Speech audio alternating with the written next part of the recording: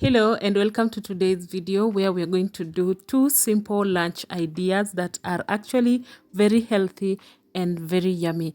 I'm going to start by boiling my beef. I'm going to use a pressure cooker so that it can be faster and also can be soft because I need some soft meat to make the meal that I want to make.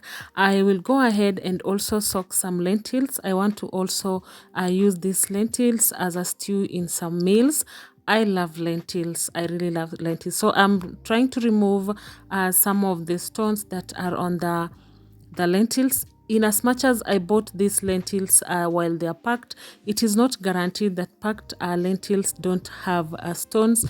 You just have to confirm. So I'll go ahead and rinse them after soaking for a while.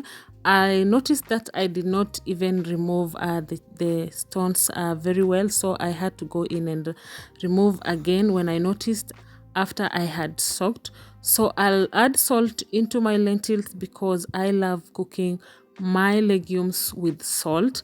In that manner, it balances the flavors of the meal, and I'm going to also use some hot water to speed up the cooking process.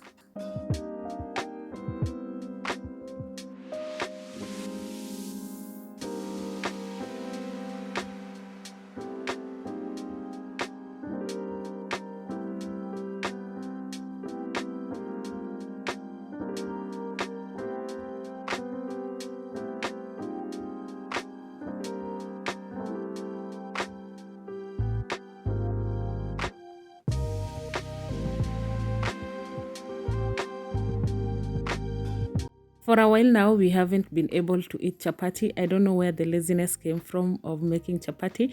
So today I want to fix some carrot chapatis.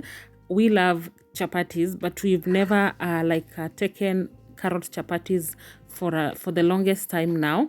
I usually make pumpkin chapatis or just plain chapatis. So today I just decided let me just make carrot chapatis, and I made my carrots to be very chunky.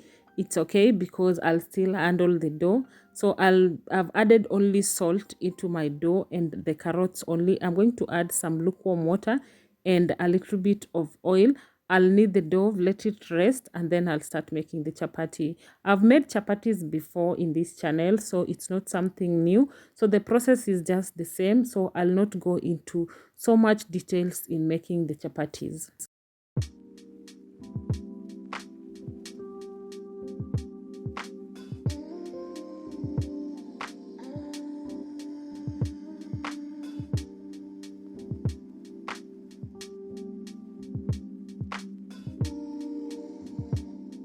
After my dough had rested, I noticed that it was very soft and I wasn't able to handle it, but I eventually did make the chapatis. So here I was still kneading the dough and I put it in my bowl, let it rest for some 20 minutes before I can start making the chapatis.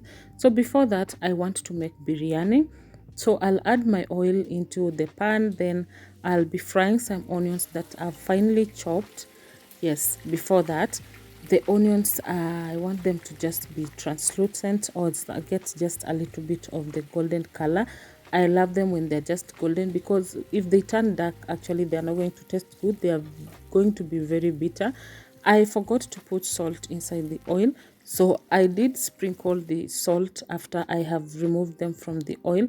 They are very tempting. If before you can fix the biryani, you'll find yourself eating the onions. They are irresistible.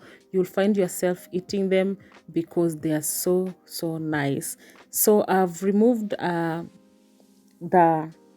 onions. I just want to start making now the beef. This is the lentils that are still boiling. I've put the onions. They have turned a little bit of color. I've added the tomato puree that I had blended, then added some salt. Let them simmer for like 5 minutes, and then I'm going to add in the beef. The beef I had cooked with a pressure cooker. It is very soft. That is the kind of beef that I want for my biryani. Then I'm going to add in some spices. I'm going to add in fenugreek powder. I'm going to add turmeric powder. I'm going to add in cumin powder and curry powder. Those are the spices that I normally go with when making my biryani, or maybe when making a beef stews. I'll add in the beef stock that I had put aside. add some natural yogurt. The natural yogurt brings in some tanginess on the meat and it really tastes amazing. I'm going to remove it, put it aside, put the rice water. I've used a lot of water because I just want to simmer the rice. I don't want to cook the rice. After the water has boiled, I'm going to add in the rice. Let it boil for like 5 minutes. Boiling it for 5 minutes doesn't mean you are going to cook it, because we are going to cook it now when we are doing the layering of the biryani. So the rice is done. This is after 5 minutes. Actually, I just used salt in that water. I did not add any oil. So I'm going to drain the water from the rice, and then now I'll start now making the biryani. So I'll return the beef. I've actually removed some of the beef from the pot. So I'll start by putting the first rice. After that, I'll be putting the saffron. I love saffron. You can go for food color. I've made biryani before in this channel, so it's still the same process. But if you cannot go back to the other videos, you can still watch this one. It's the same process. So I soak my saffron before I can use it, but you can still use food color. Saffron is a very small edible flower, and it is so good. Actually, it is so aromatic when you use it in your biryani. So I'm adding in the onions that I had fried and put aside, just a little bit. I'm not using all of them. Then the next thing that I'm going to add is now the beef. Yeah, I'm adding the beef. Like, I'm going to do to repeat the same thing like 3 times before I can cover it.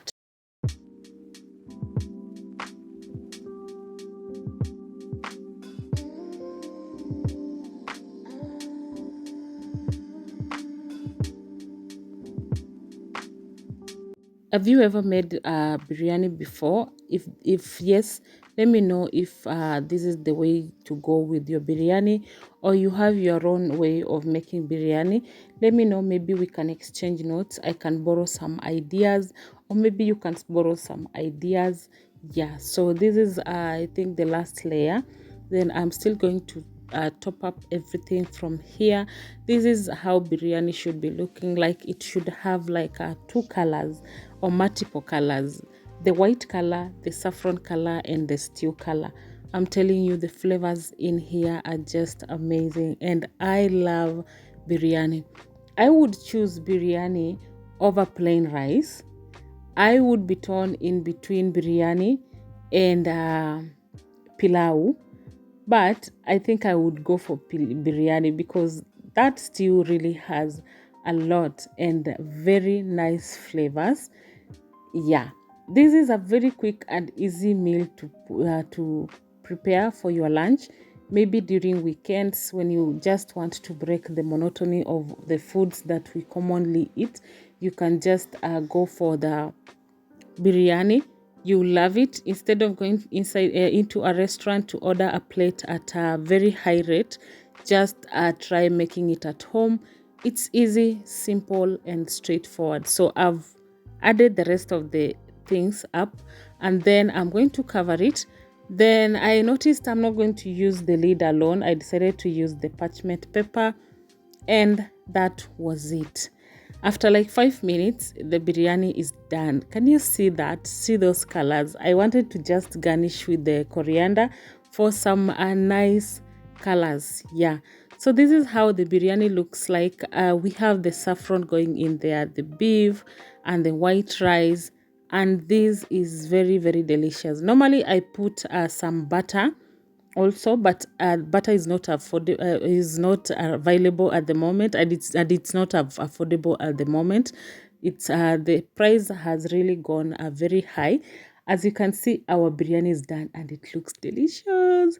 Yeah, so the next thing that I'm going to do, I'm going to make the lentils, and by making the lentils, I want to make the coconut lentil curry. So I'll be using white and red onions. I'll just add them into my oil that I've added in the pan. Let them become translucent. Then I'll be adding in the tomato puree. Yeah, you can opt not to use tomatoes. There are days I don't use tomatoes, and normally I use curry powder and turmeric on my curries or legumes.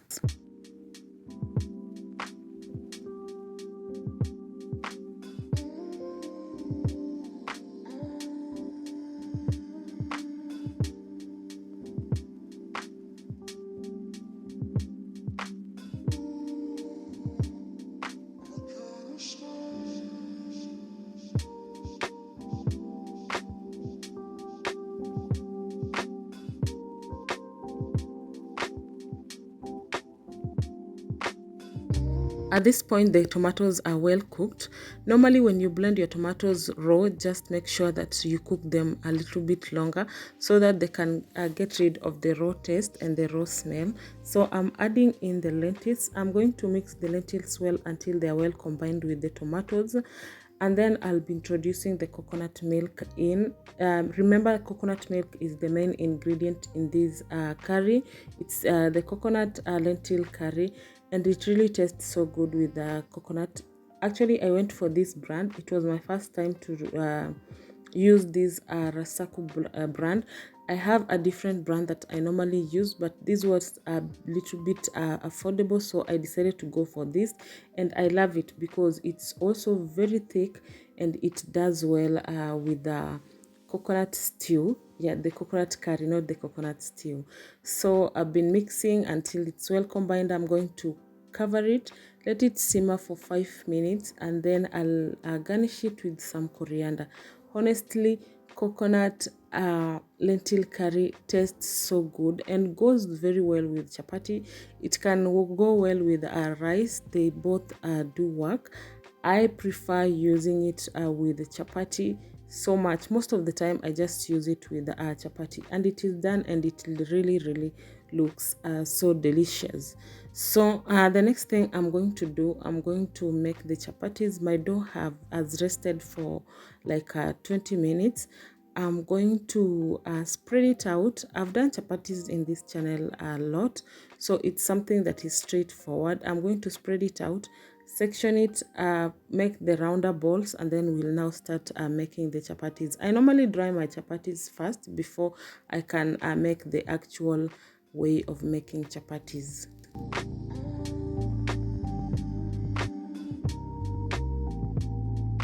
I think carrot chapatis are so good. I think the carrots just flatter the dough just to seem like they are healthy. Of course, they are healthy because if the carrots are in there, I think there is a little touch of healthiness in there in as much as we are frying them. So I'm going to just section them like this, and then I'm going to make them into rounder balls. Let me know if you love carrot chapatis, which kind of chapatis you would go for. If I was given options to choose my favorite chapatis, I'll go for pumpkin. I love pumpkin chapatis any day, anytime, but any chapati is okay, but honestly the flavors are different when you compare the plain chapati and the pumpkin chapati, or rather the butternut chapati. I prefer using butternut. It's a bit dry and gives a very smooth paste to make chapatis. I love this carrot chapati also because the carrots end up softening in the process of cooking. So I dry my chapatis first before I can actually make them. So I've dried them. Now I'm using the oil to make the chapatis. Don't mind the shagginess on the edges. It is because the carrots were a bit chunky and I tried to roll them, spread them to be a bit round. I think I tried and they look amazing. Tell me which meal that you love fixing during lunchtime, during your weekends. Which are the go-to meals that you love? Honestly, I love going for chapatis. I love going extreme with other recipes. I love trying recipes during weekends. I love this meal, how it turned out. The lentils look really delicious and healthy. The chapatis, as you can see with the carrots popping, look really amazing. Tell me in the comment section which was your favorite meal of the two meals, which one you really loved the most. Thank you for sticking around. Thank you to my new subscribers who have subscribed. I really appreciate to my returning subscribers. Thank you so much. Until next time, bye.